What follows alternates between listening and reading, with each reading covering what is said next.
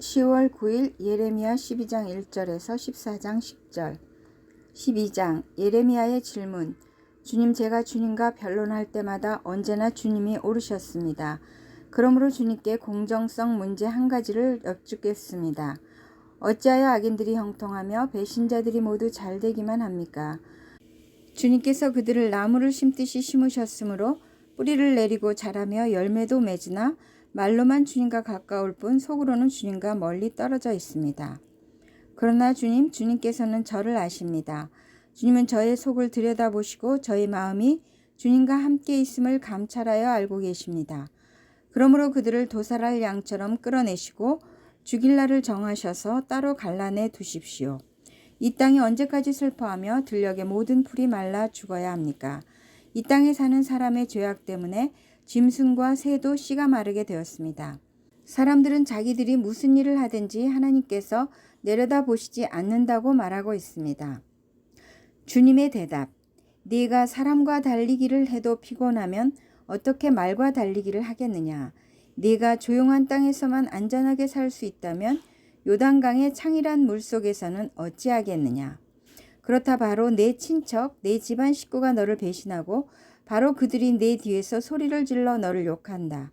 그러므로 그들이 너에게 다정하게 말을 걸어와도 너는 그들을 믿지 말아라. 주님의 슬픔. 나는 내 집을 버렸다. 내 소유로 택한 내 백성을 포기하였다. 내가 진정으로 사랑한 백성을 바로 그들의 원수에게 넘겨주었다. 내 소유로 택한 내 백성이 내게 반항하였다. 숲속의 사자처럼 내게 으르렁거리며 덤벼들었다.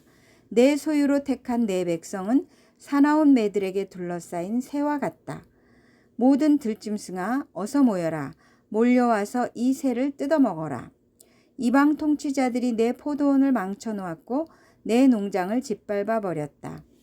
그들은 내가 아끼는 밭을 사막으로 만들어 버렸다. 그들이 내 땅을 황무지로 바꿔놓았다. 황무지가 된 이 땅이 나를 보고 통곡한다. 온 땅이 이렇게 황무지가 되었는데도 걱정하는 사람이 하나도 없구나. 강도떼가 사막의 모든 언덕을 넘어서 몰려왔다.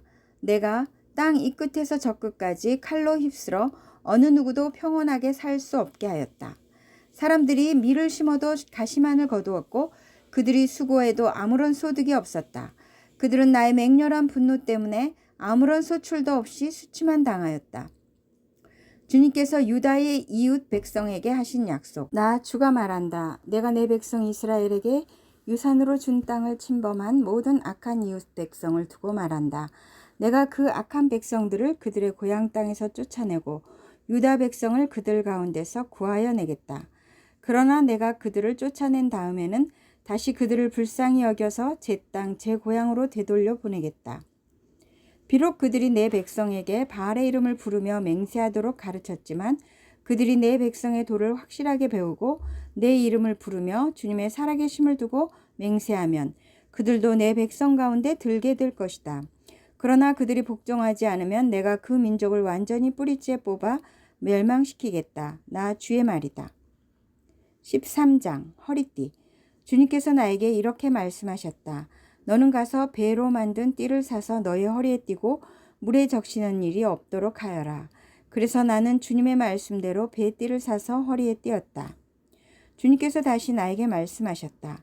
네가 사서 허리에 띈 그 띠를 들고 일어나 유브라데스 강가로 가서 그곳의 바위 틈에 그 띠를 숨겨두어라. 그래서 나는 주님께서 명하신 대로 가서 유브라데스 강가에 그것을 숨겨두었다. 또 여러 날이 지난 다음에 주님께서 나에게 말씀하셨다.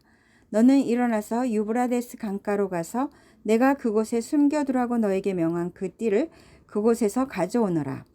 그래서 내가 유브라데스 강가로 가서 띠를 숨겨둔 곳을 파고 거기에서 그 띠를 꺼내보니 그 띠는 썩어서 전혀 쓸모가 없게 되었다. 그때 주님께서 나에게 말씀하셨다. 나 주가 말한다. 내가 유다의 교만과 예루살렘의 큰 교만을 이렇게 썩게 하겠다.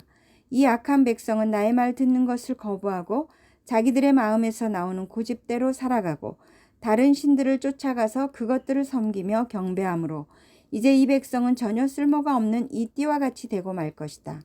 띠가 사람의 허리에 동여지듯이 내가 이스라엘의 온 백성과 유다의 온 백성을 나에게 단단히 동여매어서 그들이 내 백성이 되게 하고 내 이름을 빛내게 하고 나를 찬양하게 하고 나에게 영광을 돌릴 수 있게 하였으나 그들은 듣지 않았다. 나 주의 말이다. 포도주 항아리. 그러므로 너는 그들에게 이 말을 전하여라. 나 주 이스라엘의 하나님이 말한다.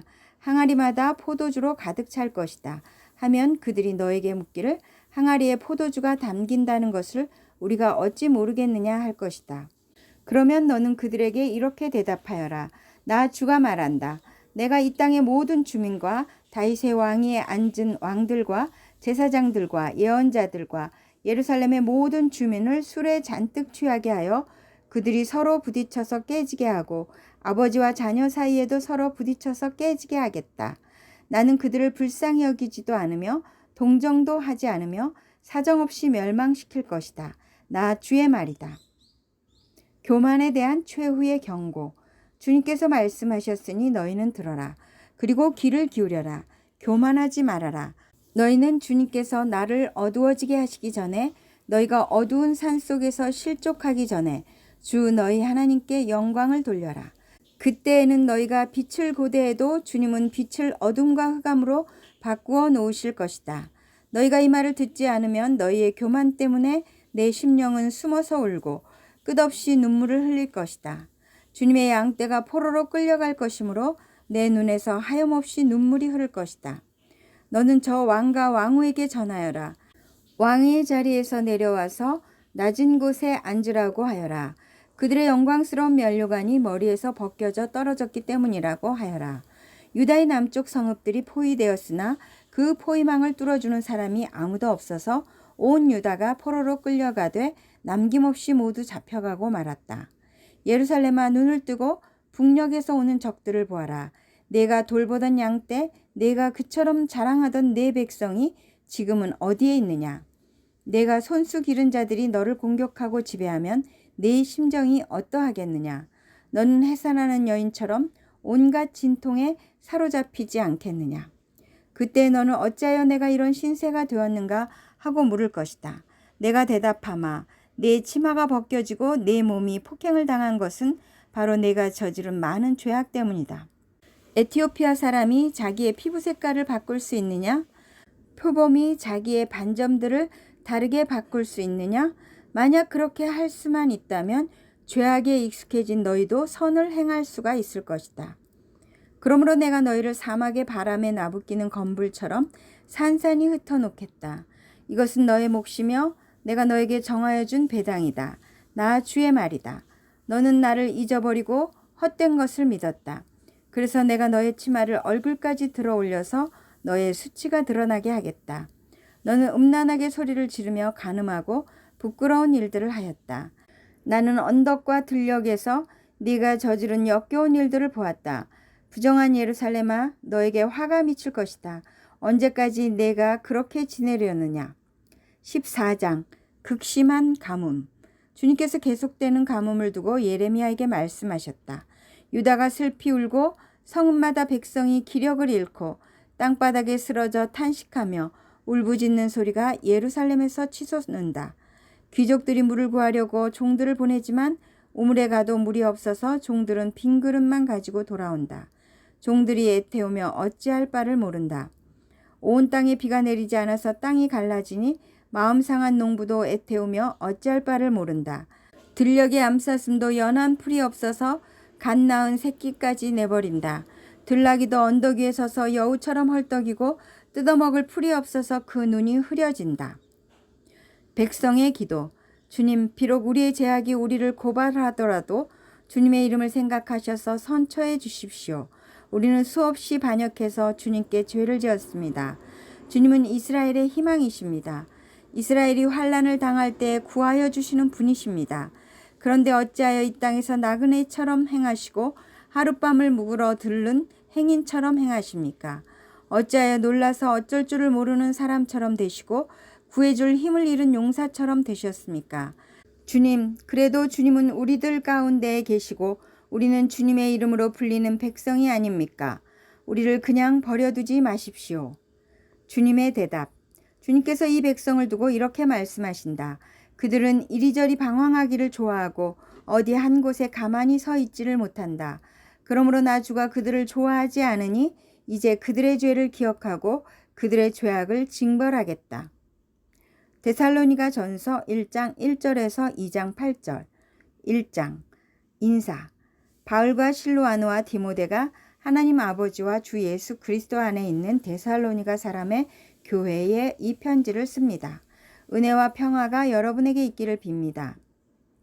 데살로니가 교인들의 믿음과 모범. 우리는 여러분 모두를 두고 언제나 하나님께 감사를 드립니다.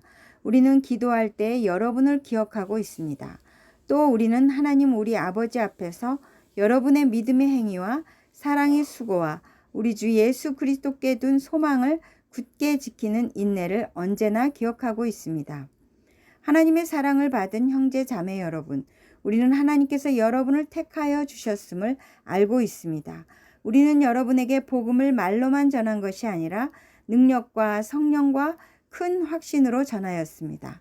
우리가 여러분 가운데서 여러분을 위하여 어떻게 처신하였는지를 여러분은 알고 있습니다. 여러분은 많은 환난을 당하면서도 성령께서 주시는 기쁨으로 말씀을 받아들여서 우리와 주님을 본받는 사람이 되었습니다. 그리하여 여러분은 마게도니아와 아가야에 있는 모든 신도들에게 모범이 되었습니다. 주님의 말씀이 여러분으로부터 마게도니아와 아가야에만 울려 퍼진 것이 아니라 하나님을 향한 여러분의 믿음에 대한 소문이 각처에 두루 퍼졌습니다. 그러므로 이것을 두고는 우리가 더 말할 필요가 없습니다. 그들은 우리를 두고 이야기합니다. 우리가 여러분을 찾아갔을 때 여러분이 우리를 어떻게 영접했는지, 어떻게 해서 여러분이 우상을 버리고 하나님께로 돌아와서 살아계시고 참되신 하나님을 섬기며 또 하나님께서 죽은 사람들 가운데서 살리신 그 아들, 곧 장차 내릴 진노에서 우리를 건져주실 예수께서 하늘로부터 오시기를 기다리는지를 그들은 말합니다. 2장 데살로니가에서 벌인 바울의 사역. 형제자매 여러분, 우리가 여러분을 찾아간 것이 헛되지 않은 줄을 여러분이 알고 있습니다. 여러분이 아는 바와 같이 우리가 전에 빌립보에서 고난과 모욕을 당하였으나 심한 반대 속에서도 하나님 안에서 담대하게 하나님의 복음을 여러분에게 전하였습니다. 우리의 권면은 잘못된 생각이나 불순한 마음이나 속임수로 하는 것이 아닙니다. 우리는 하나님께 검정을 받아서 맡은 그대로 복음을 전합니다. 우리가 이렇게 하는 것은 사람의 환심을 사려고 하는 것이 아니라 우리의 마음을 살피시는 하나님을 기쁘게 해드리려고 하는 것입니다. 여러분이 아는 대로 우리는 어느 때든지 아첨하는 말을 한 일이 없고 구실을 꾸며서 탐욕을 부린 일도 없습니다. 이 일은 하나님께서 증언하여 주십니다. 우리는 또한 여러분에게서든 다른 사람에게서는 영광을 구한 일이 없습니다. 물론 우리는 그리스도의 사도로서 권위를 주장할 수도 있었습니다. 그러나 우리는 여러분 가운데서 마치 어머니가 자기 자녀를 돌보듯이 유순하게 처신하였습니다. 우리는 이처럼 여러분을 사모하여 여러분에게 하나님의 복음을 나누어 줄 뿐만 아니라 우리 목숨까지도 기쁘게 내줄 생각이었습니다. 그것은 여러분이 우리에게 사랑을 받는 사람이 되었기 때문입니다. 시편 114편 1절에서 8절. 114편. 주님께서 놀라운 일을 하신다. 이스라엘이 이집트에서 나올 때, 야곱의 집안이 다른 언어를 쓰는 민족에게서 떠나올 때, 유다는 주님의 성소가 되고 이스라엘은 그의 영토가 되었다. 바다는 그들을 보고 도망쳤고 요단강은 뒤로 물러났으며 산들은 순양처럼 뛰놀고 언덕들도 새끼양처럼 뛰놀았다. 바다야, 너는 어찌하여 도망을 쳤느냐? 요단강아, 너는 어찌하여 뒤로 물러났느냐? 산들아, 너희는 어찌하여 순양처럼 뛰놀았느냐? 언덕들아, 너희는 어찌하여 새끼양처럼 뛰놀았느냐? 온 땅아, 내 주님 앞에서 떨어라. 야곱의 하나님 앞에서 떨어라. 주님은 반석을 웅덩이가 되게 하시며 바위에서 샘이 솟게 하신다. 잠언 24장 30절에서 34절. 게으른 사람의 밭과 지각이 없는 사람의 포도원을 내가 지나가면서 보았더니 거기에는 가시덤불이 널려 있고 엉겅퀴가 지면을 덮었으며 돌담이 무너져 있었다. 나는 이것을 보고 마음 깊이 생각하고 교훈을 얻었다. 조금만 더 자야지. 조금만 더 눈을 붙여야지. 조금만 더 팔을 베고 누워 있어야지 하면 가난이 강도처럼 들이닥치고 빈곤이 방패로 무장한 용사처럼 달려들 것이다.